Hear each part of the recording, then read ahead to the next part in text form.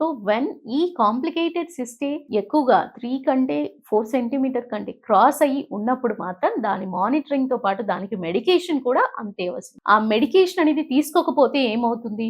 Medication అనేది తీసుకోనప్పుడు ఈ complicated cyst blood collected cyst కాస్త సమ్‌టైమ్స్ హెమరేజిక్ సిస్ట్ కాస్త నెమ్మదిగా దాది ఎండోమెట్రియోటిక్ సిస్ట్ లాగా టర్న్ అప్ అవ్వడము. దాంట్లో ఎండోమెట్రియోటిక్ సిస్ట్ అనేది లాంగ్ స్టాండింగ్ ఉన్నప్పుడు నెమ్మదిగా దాంట్లో మార్పులు జరిగి అదే డెర్మాయిడ్ సిస్ట్ లాగా ఒక్కోసారి ట్యూమర్ లాగా కూడా ఫార్మ్ అవుతుంది. వెరీ థిక్ ఫ్లూయిడ్ లాగా అయినప్పుడు ట్యూమర్ లాగా కూడా ఫార్మ్ అవుతుంది. సో, ఇంతవరకి వెళ్ళకుండా ఈ ట్యూమర్ అంత ఫార్మేషన్ వెళ్ళి ఖచ్చితంగా దాని వల్ల వచ్చే సైడ్ ఎఫెక్ట్ ఫర్టిలిటీ రేట్ అనేది తగ్గిపోతుంది. ఈ ఫర్టిలిటీ మీద ఎఫెక్ట్ పడకుండా ఉండడానికి చిన్నగా ఉన్నప్పుడే అంటే కాంప్లికేటెడ్ సిస్ట్ వరకే వెళ్ళకుండా హార్మోనల్ ఇంబాలెన్స్ ఉన్నప్పుడు కరెక్ట్ గా చాలా మంది ఏంటి ఇంబాలెన్స్ ఉంటే చాలా నిర్లక్ష్యం చేస్తారు. అనవసరంగా హాస్పిటల్ కి వెళ్తే హార్మోన్స్ ఇచ్చేస్తారు, మెడిసిన్స్ ఇస్తారు, దాని సైడ్ ఎఫెక్ట్స్ చాలా ఉంటాయి అని మాత్రమే ఆలోచిస్తారు. అలా కాకుండా ఆ హార్మోన్సే బ్యాలెన్స్డ్ గా లేనప్పుడు దాని వల్ల వచ్చే తీవ్రత అంటే ఫర్టిలిటీలోనే తక్కువ అయిపోవడం కానీ, ఫర్టిలిటీ స్టేటస్ కానీ, ఒవేరియన్ రిజర్వ్ కానీ, టిష్యూ కానీ తగ్గిపోవడం